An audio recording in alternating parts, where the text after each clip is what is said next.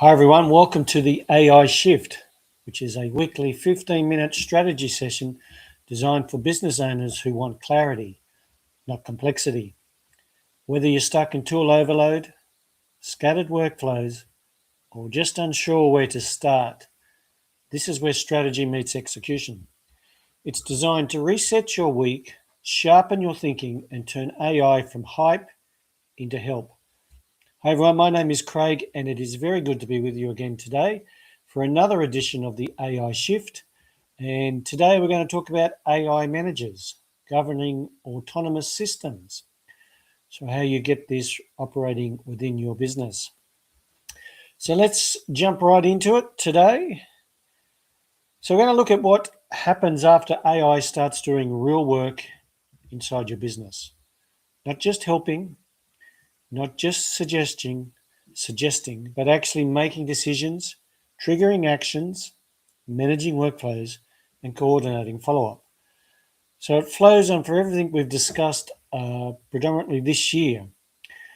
And we want to see once you get that all happening with AI, and once that starts happening, where it's making decisions and triggering actions and managing workflows for you and coordinating follow-up, what happens? The next question then is, who is managing the AI? Who is going to manage the AI within your business? So let's look at the pain that comes with that. So most businesses are excited about AI doing more, and that makes sense. You can get things done quicker. You can automate parts of your business, and there's automation. There's more logical follow-up. It's more strategic follow-up. And there's more consistency in your business in terms of what your output is and how often how you're timing and following up with customers and certain customers. There's more consistency in what your sales team is able to offer customers and the public face they present to each customer. So it's consistent across the board representing your company. But there's a hidden risk. If AI starts acting without clear management, you don't just scale productivity. You can also scale mistakes. A bad decision repeated once is a problem. A bad decision repeated automatically is a system issue. And that is something we've all encountered. Maybe it's with dealing with large corporations or with governments or with different things that we get the feel of that's, someone says, oh, the system when you ring customer service, oh, that's a system generated thing. So there's examples of this already before AI was coming into more and more roles and more activity within each business. We've all experienced that. You can ring customer service of a large corporation and say, oh, that's just a system generated thing. Let me fix that up for you. So that's why the question now for small business, it's no longer can AI do the work. The better question is the work being governed? So AI is doing more, but who is managing it? There's more actions, there's more decisions, there is more risk in some regards.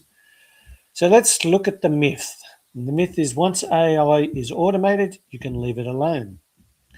Hallelujah. Someone is running your business for you while you just sit back and sip your favorite beverage in your favorite holiday spot.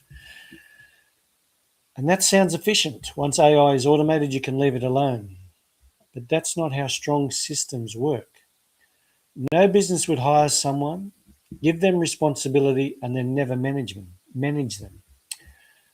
Some of you may beg to differ with me in that regard in terms of certain organizations have hired people and let things just run amok. But anyway, most logical and well-run businesses wouldn't do that. But that's how many businesses now treat AI. They build a workflow, they turn it on, then they assume the job is done. Or they get it to craft emails, or they get it to craft responses to customer complaints, or they get it to run their chatbot. But unmanaged automation or unmanaged AI activity creates risk. Wrong actions will happen faster. Poor decisions will get repeated. accountability becomes unclear. And I can tell you from a personal viewpoint, that is something that is very much a concern. I have a dealing with a large corporation here that is a response they gave me from their bot, their chat bot, whatever, from it just generated a response, which I acted upon. They're now disputing that response. So accountability then becomes unclear. And I'm feeling the effects of that by the organisation not wanting to honour their commitment. Exceptions get missed. Performance never improves. So the real issue isn't automation. It's management. It's management. It's management whether it's AI, it's management whether it's human beings. It is still management. So the reality is autonomy without governance is not scale. It's risk at speed. It's risk at speed. Because AI can create leverage, but only when it operates inside clear boundaries. And we've consistently spoken about and hammered the point about guardrails, about clarity, about being clear on what it can and cannot do and how to make decisions. So the more autonomy you give AI, the more important governance becomes. Not because AI is bad, because speed needs structure. And one of the things that if you follow Formula One, or any form of car racing, not just Formula One, but Formula One is supposed to be the pinnacle of that. But if you look at the pit crews can, of whether it's Formula One, whether it's IndyCar, whether it's NASCAR, whether it's supercars here in Australia, the pit crews operate at speed. But they can change 4 tyres in less than the click of a finger.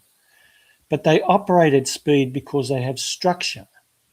So your AI needs structure. If a system can act quickly, it also needs clear rules, clear limits, clear escalation paths, clear review rhythms. And that's how trust is built. That's how the pit crews and all these racing cars and motorsports, I don't follow rallying, I don't follow the MotoGP and all that, but I would imagine it's the same thing. To operate at speed, you need clear structure. So the shift here is that we move from AI as a worker to AI as a managed operator.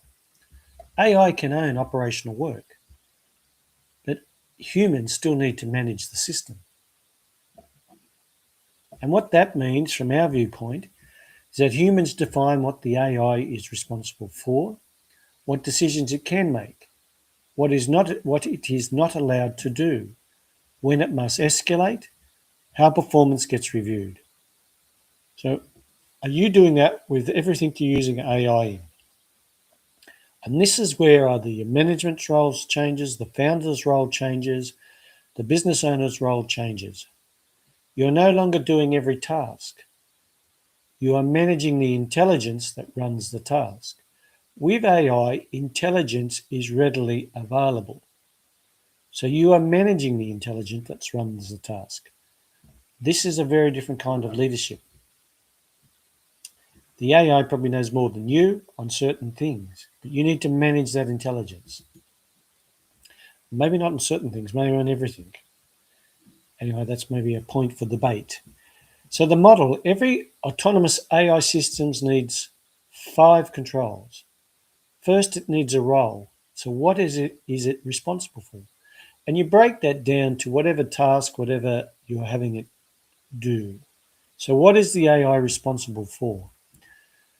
The second is rules. What decisions can it make? The third one is limits. What can it not do? So be very clear what it cannot do.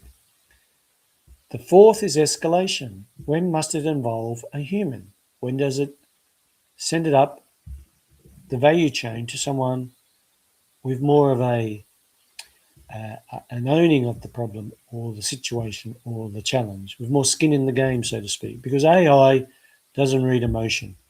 They just see a word as a word. They just see it as a response to something. It's just probability. It's a numbers thing for them.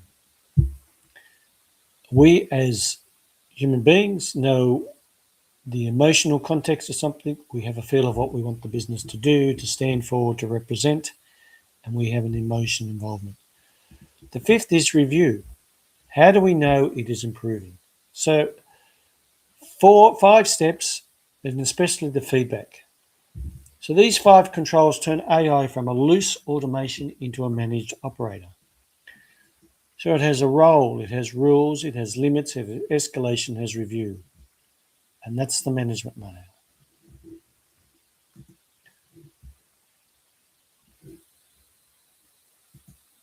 So this week's shift.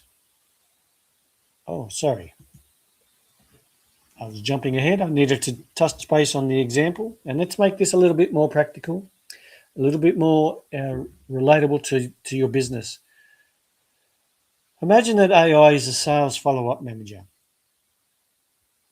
So without governance, it might simply follow up with every lead the same way. So the same message, the same timing, the same pressure, the same sequence. Probably how you previously ran your autoresponders when someone downloaded a lead magnet, when someone filled in a contact me form. Same thing. So same timing, pressure, sequence. That might be automated, but it isn't managed. Now you add governance. So you've trained your AI, you've given it rules. It knows which leads to prioritize. You know, if someone has opened your proposal 3 times, they're more of a hot lead than someone who has only received the proposal, not opened it. They'll know which leads to be a softer follow-up.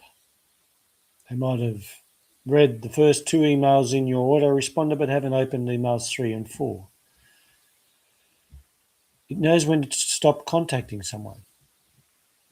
It will know when to escalate to sales. It'll know what tone to use, what performance to report each week. Because you've trained it, you've showed it what's worked in the past, customer response, customer feedback. You've educated and trained your eye on your business. This becomes a different management layer, and that changes everything because AI now is not just doing the activity, the work, it is operating inside business judgment. You might think, oh, how can I do that? But you do it now. You do it when you delegate work to staff members. You delegate it because you train them on here are a response. When the customer does this, we respond this way. When the customer does this, we do that. AI has read all your customer feedback if you trained it. AI has read all your responses to your emails. It has read all your emails. It has followed things through for you. So you have trained it. So now you're going to have it operate within inside your business judgment. So now this week's shift, you just ask one question. If this AI was an employee, how would I manage it? Then you define its role, its rules, its limit, its escalation path, its review rhythm. Exactly how you would have done when you've set up your company structure, your company departments, job descriptions, how one will perform in a role, when they'll lift things, hand them up to someone higher in authority, what they get, decisions they can make on their own accord. So here you look at not just whether the workflow runs or the activity runs or the tasks happen, you ask whether it is being managed. And that is when you start to get reliability, you get consistency, and you start building AI in your business. So that's your shift this week. Just look at a particular task and see if AI was an employee, how would I manage it in this particular task, this particular role? So that's us for today. I thank you for your attendance. And so the future is not unmanaged AI doing everything. It is governed AI doing the right things. AI will create leverage when it is trusted, and trust comes from management. So your systems become more autonomous, your role becomes more important, not less, as the manager. as the human. You stop managing every task. You start managing the system that runs the work. And that's the shift that you will find with your business. And that's when scaling and growing your business becomes safer. And that is how AI moves from being an assistant, from automation to operating your system. So take some time this week to look at different parts of your business, whether it's after today's session or whether it's on Thursday or Friday, and see how AI will operate as an employee in your business on a particular task, activity, or section. Please leave us some feedback, comments, notes, or questions, or even ideas or suggestions on topics you'd like us to cover for future episodes of the AI Shift. But until next week, it's been a pleasure to present this to you today. I look forward to catching up with